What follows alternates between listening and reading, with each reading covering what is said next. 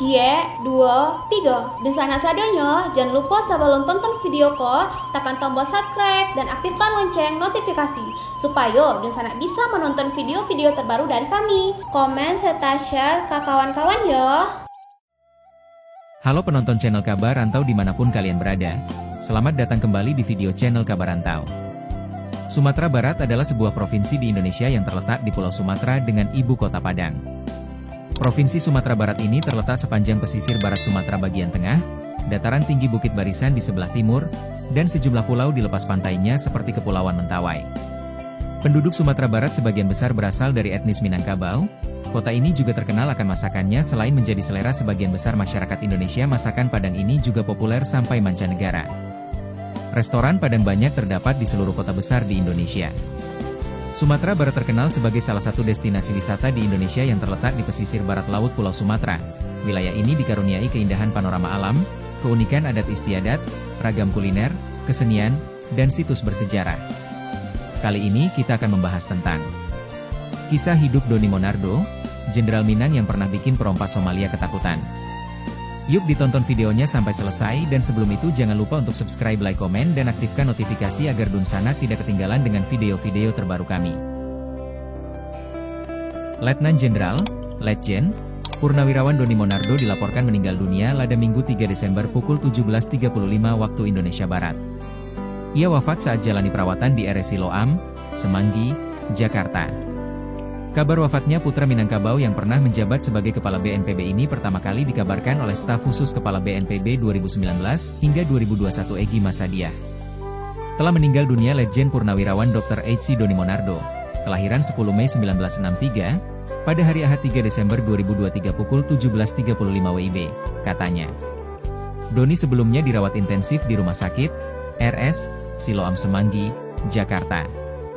Sejumlah pejabat sempat menjenguk Doni di rumah sakit, termasuk Presiden Joko Widodo, Jokowi, pada 6 November 2023. Namun jauh sebelum meninggal dunia, Doni dikenal sebagai salah satu perwira tinggi TNI yang memiliki segudang prestasi.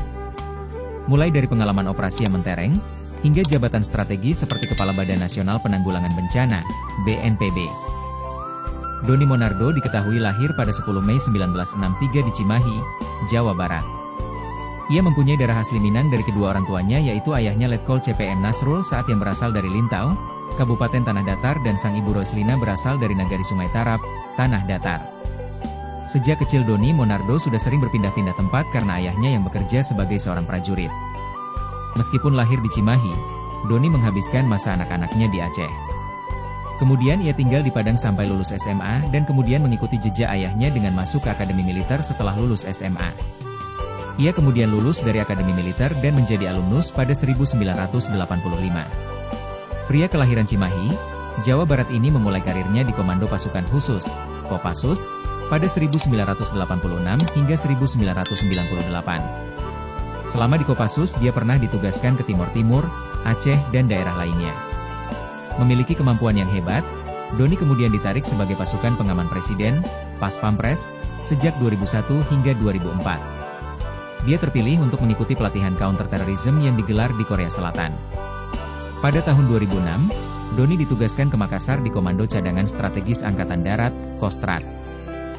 Salah satu program Doni yang hingga kini dikenang masyarakat Makassar adalah penghijauan kawasan tandus di Sulawesi Selatan termasuk di sekitar Bandara Hasanuddin. Sebagai perwira tinggi TNI, Doni Monardo ternyata sangat konsisten dalam aksi dan gerakan untuk menanam banyak pohon. Ia juga peduli dalam melindungi ekosistem dan membangun gerakan kepedulian terhadap lingkungan hidup. Doni Monardo pernah mendapatkan gelar Doktor Kehormatan, honoris causa, di bidang sumber daya alam dan lingkungan dari IPB University. Gelar tersebut ia dapatkan karena karya, dedikasi, hingga kontribusinya dalam bidang ilmu lingkungan dan sumber daya. Doni Monardo mengawali karirnya dalam militer setelah awal masa kedinasannya sebagai prajurit sejak 1985. Ia sudah sering menjalankan tugasnya di berbagai daerah mulai dari Banten, Bali, Aceh, Jakarta, Sulawesi Selatan, Bogor, Maluku, hingga Jawa Barat. Doni merupakan seorang purnawirawan TNI Angkatan Darat dengan pangkat terakhir Letnan Jenderal. Kemudian ia juga pernah ditunjuk sebagai Komisaris Utama Independen di PT Indonesia Asahan Aluminium, Persero, sejak 10 Juni 2021. Melansir dari beberapa sumber, berikut adalah sejumlah posisi yang pernah dijabat oleh Doni Monardo. 1. Danyon 11 Grup 1 Kopassus. 2. Danyonif 900 Rider 199 2001. 3. Dandenma Pas Pampres. 4. Wasops dan Pas Pampres. 5. Dan Brigif Linut 3 Tribudi Sakti 2008. 6. Dan Grup A Pas Pampres 2008 hingga 2010. 7. Dan Ren 061 Surya Kencana 2010 hingga 2011.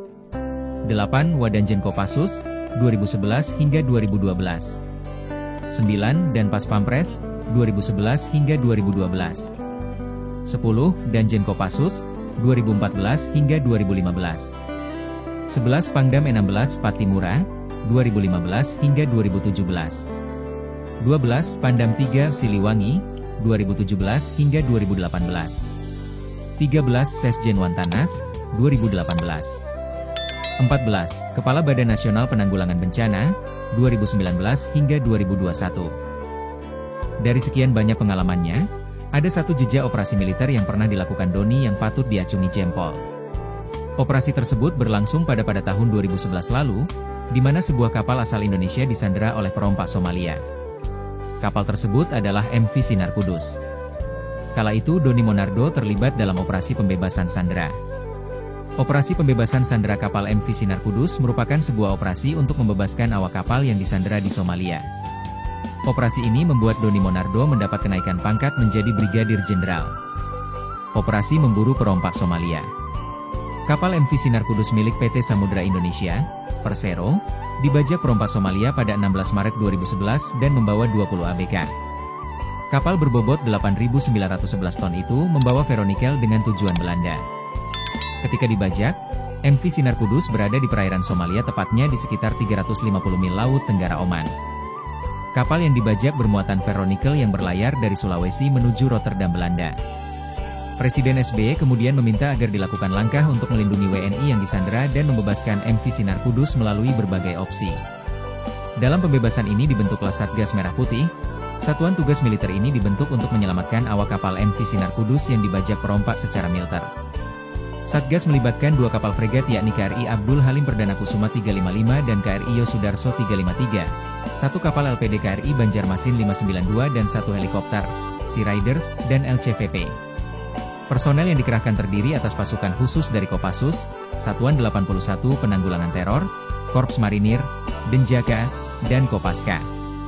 Tugas pokok dari Satgas Merah Putih adalah menyelamatkan 20 WNI membawa kembali atau membebaskan kapal Sinar Kudus. Pilihannya yaitu, bebas ke Indonesia atau melanjutkan pelayaran ke Eropa seperti rencana sebelum dibajak dengan pengawalan TNI. Penyelamatan sandera. Operasi penyelamatan dimulai pada 23 Maret 2011 melalui surat perintah Panglima TNI saat itu Laksamana Mar Agus Suhartono. Operasi dimulai dengan helikopter Bolkowu yang berpangkalan di KRI Yosudarso melakukan pengintaian pada 4 April 2011. Sempat tercetus untuk melakukan operasi pada malam hari dengan memanfaatkan kegelapan malam. Namun keberhasilan 50-50, karena lokasi para ABK belum diketahui. Selain penyiapan operasi militer, pihak PT Samudra Indonesia juga melakukan negosiasi dengan para perompak, mengingat keselamatan ABK harus diutamakan. Akhirnya pada 30 April pembayaran dilakukan PT Samudra Indonesia kepada para perompak. Namun di tengah para perompak terjadi perselisihan. Pembebasan kapal dan ABK menjadi kian tak pasti. Ada kemungkinan setelah dibebaskan akan ada kelompok lain yang menyandera. Namun saat itu, pasukan Denjaka segera mengejar para perompak yang turun dari MV Sinar Kudus, sekaligus mencegah pembajakan ulang. Sejumlah perahu milik perompak dikejar dan ditenggelamkan. Para perompak juga dihabisi. Satgas Merah Putih melakukan operasi militer dan juga melakukan pengejaran hingga ke garis pantai Somalia setelah para sandera dibebaskan.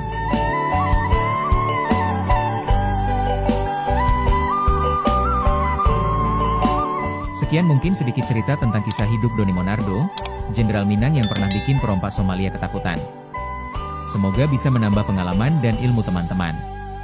Sampai bertemu lagi di video-video kami selanjutnya.